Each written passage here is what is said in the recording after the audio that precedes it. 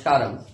अभी बहुत सारे लोग कंफ्यूज रहते हैं कि संगम के बारे में। संगम की चर्चा में जा रहे हैं बहुत आदमी, लेकिन वहां पे भी कहीं कहीं नहा रहे हैं। खैर, जहां भी नहा रहे हैं अच्छा है, लेकिन जिस त्रिवेणी संगम का स्नान है उसको समझने के लिए सबसे पहले आप संगम जो भाषा है, संगम ये संस्कृत शब्द है। सम का मतलब होता है आपको मिलन,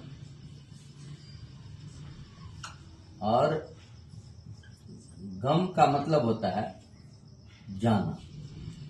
यानी कि आप एक दूसरे से जाकर के जब मिल रहे हैं तो इसी को बोला जाता है संगम। वैसे भूगोल में संगम कहा गया है दो या दो से अधिक नदियों के मिलने से। नमस्कारम। अभी बहुत सारे लोग कंफ्यूज रहते हैं कि संगम के बारे में। संगम की चर्चा में जा रहे हैं बहुत आदमी, लेकिन वहां पे भी कहीं कहीं नहा रहे हैं। खैर, जहां भी नहा रहे हैं अच्छा है, लेकिन जिस त्रिवेणी संगम का स्नान है उसको समझने के लिए सबसे पहले आप संगम जो भाषा है, संगम ये संस्कृत शब्द है। सम का मतलब होता है आपको मिलन, और गम का मतलब होता है जाना। यानी कि आप एक दूसरे से जाकर के जब मिल रहे हैं तो इसी को बोला जाता है संगम। वैसे भूगोल में संगम कहा गया है दो या दो से अधिक नदियों के मिलने से।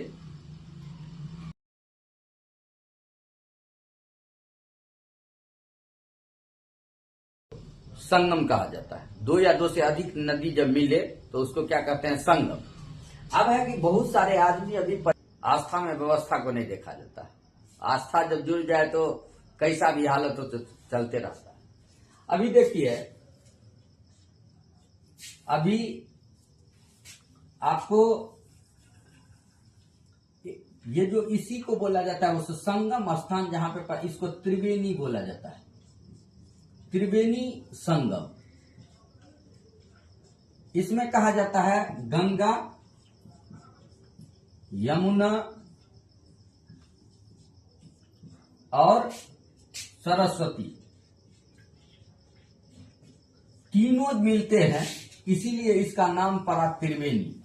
गंगा का उत्पन्न जब बावन पुराण के अनुसार भगवान बावन का जब रूप में एक पांव को जब आकाश में डाले हुए थे तो ब्रह्मा जी ने उनके चरण को धो करके उस पानी को ब्रह्मा जी ने अपने कमंडल में रख लिया।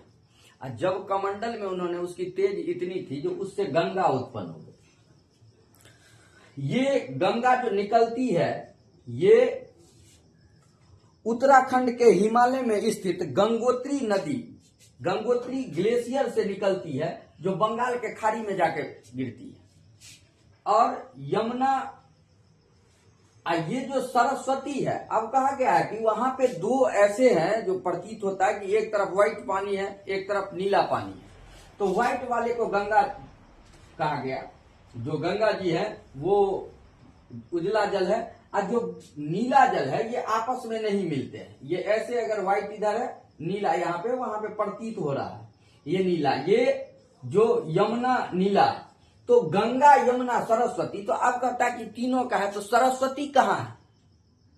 तो धार्मिक कथाओं के अनुसार कहा जाता है कि जब वेद व्यास गणेश भगवान को महाभारत की कहानी कह रहे थे तो वो गंगा, जमुना और सरस्वती जब बह रही थी तो सरस्वती ऊपर से बह रही थी, तो सरस्वती बहुत तेज प्रवाह हो रही थी।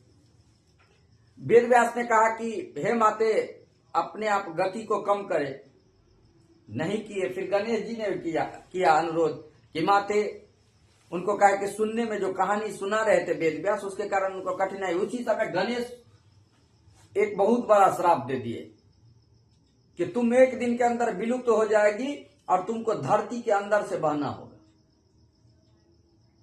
इसी कारण वहां पे सरस्वती जो है वो नीचे में है, तो यानी कि सरस्वती शराब के कारण नहीं दिखा पाती है, और इसीलिए जो है, लेकिन ये अंदर में है सरस्वती, और गंगा यमुना इसी के कारण तीनों का जो मिलन, आप अगर आप प्रयागराज में गए, व्हाइट में नहा लिए तो समझिए आप गंगा जी में नहाए, ब्लू में नीला में नहा लिए तो क्या नहाए आप जमुना में नहा लिए। और अगर आप ऐसी बात करें तो यहाँ की देखिएगा कि वहां दोनों पानी मिला हुआ है और ये अंदर से सरस्वती है, इसीलिए इसको कहा गया है त्रिवेणी। त्रिवेणी का संगम, यानी कि तीनों बहन एक साथ। और कहा जाता है कि ये जो यमुना है वो यमराज की बहन है। यहां पे अगर आप जाइएगा तो नदी में स्नान करिए।